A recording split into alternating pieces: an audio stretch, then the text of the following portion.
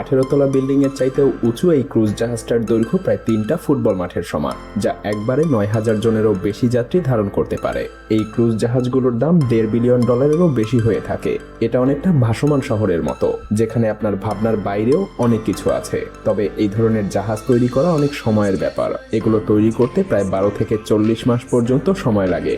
এখানে বিশাল water park থেকে শুরু করে অসংখ্য রেস্টুরেন্ট, সেই সাথে আরো অবিশ্বাস্য সব সুযোগ সুবিধা আছে, যেগুলো দেখে আপনার মনে হবে এগুলো যেন ভিন্ন কোনো জগৎ। এসব বিশাল আকৃতির জাহাজগুলো তৈরি করতে প্রায় 500 জনেরও বেশি ইঞ্জিনিয়ারের প্রয়োজন হয়। অথচ তারপরেও জাহাজের শুধু বাইরের দিকের কেবিনটা তৈরি করতেই প্রায় 6 মাস পর্যন্ত লেগে যায়। আর এসব জাহাজকে বেশি শক্তিশালী করতে 5 থেকে 6টা পর্যন্ত ইঞ্জিন লাগানো হয়। এর মধ্যে একটা হলো ডিজেল ইঞ্জিন। তাছাড়া জাহাজ যত বড় হয় তার বৈদ্যুতিক শক্তির প্রয়োজনও তত বেশি হয়। আর প্রতিনিয়ত আমাদের পৃথিবী জুড়ে এত শত মহাযজ্ঞ করে তৈরি করা হয় এসব জাহাজ। আর আজ আমরা পৃথিবীতে থাকা সবচেয়ে বড় এসব জাহাজগুলো সম্পর্কে জানবো, যে এর ভিতরে মানুষ কিভাবে থাকে এবং তাদের জীবন কিভাবে চলে। এই জাহাজগুলো দিয়ে মানুষ কোথায় কোথায় ঘুরে বেড়ায় এবং এগুলো কিভাবে কাজ করে। এর সবকিছু জানতে হলে দেখতে থাকুন আমাদের আজকের এপিসোড। তো চলুন শুরু করা যাক। অ্যালোর অব দ্য সিজ। এই প্রমোত্তরীর দৈর্ঘ্য প্রায় 1187 ফুট, যেখানে 6,988 জন যাত্রী থাকতে পারে।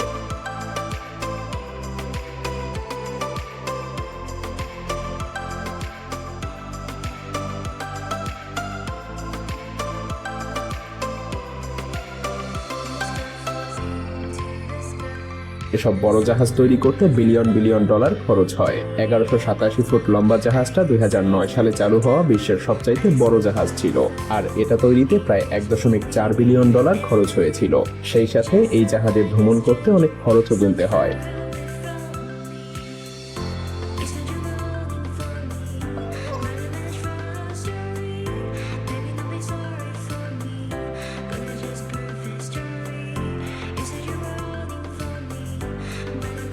যেহেতু এখানে সর্বোচ্চ সুবিধা পাওয়া যায়, তাই এই জাহাজের এক একটা টিকিট $25,000 থেকে $1 মিলিয়ন পর্যন্ত বিক্রি হয়।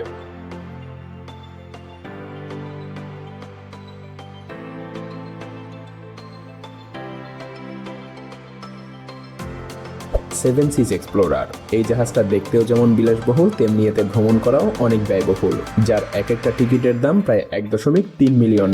এই টিকিটে আপনি 123 দিনের মধ্যে 11টা দেশের বিভিন্ন বড় বড় শহর ঘুরে বেড়াতে পারবেন।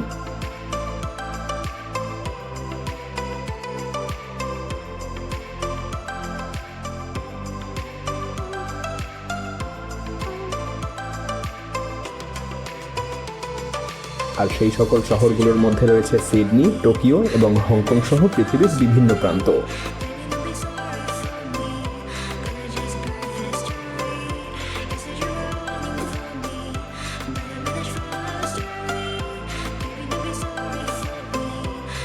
রয়্যাল ক্যারিবিয়ান ইন্টারন্যাশনাল দৈত্যাকার এই জাহাজটা 2024 সালে আত্মপ্রকাশ করবে।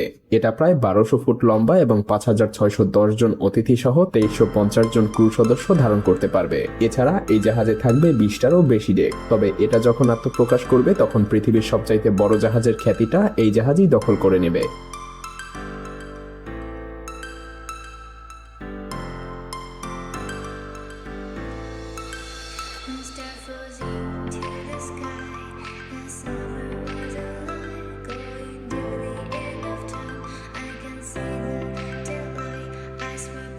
$1,187 ফুট লম্বা এই জাহাজটা আইফেল টাওয়ারের চেয়েও উচ্চতায় 164 ফুট বেশি বড়। এটা তৈরি করতে প্রায় 40 মাস সময় লেগেছিল।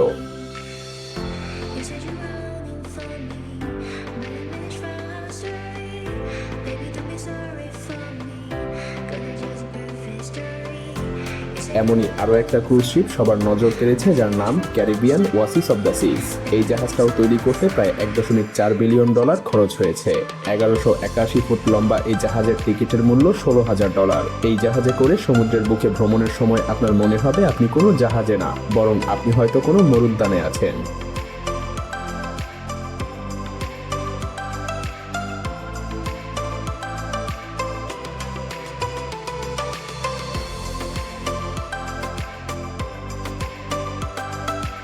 MSc world Europa.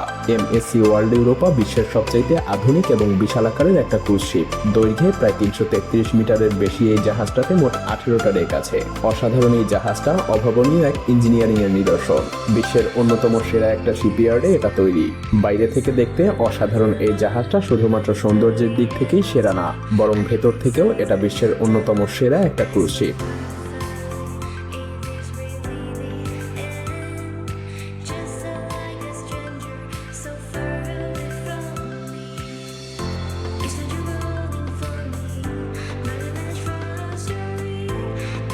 জাহাজটার ইউনিক ডিজাইনের জন্য এটা সমুদ্রে নির্বিঘ্নে কোনো সমস্যা ছাড়াই ভ্রমণ করতে পারে, এমনকি ঢেউয়ের কারণে জাহাজটা একটুও দোল খায় না।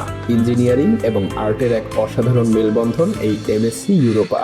জাহাজটাকে চালনা করে একটা হাইব্রিড প্রোপালশন সিস্টেম, অর্থাৎ এটার ইঞ্জিন যেমন ডিজেলে চলতে পারে ঠিক তেমনি বিদ্যুতেও চলতে পারে। এমনকি এর ইঞ্জিন ডিজেলের পাশাপাশি এলএনজি গ্যাসও ব্যবহার করে চলতে পারে। আর এই জাহাজের ভেতরের দৃশ্য দেখলে চোখ ফেরানো কঠিন। লাক্সারি আর টেকনোলজি মিলে এক অসাধারণ ইন্টেরিয়র ডিজাইন।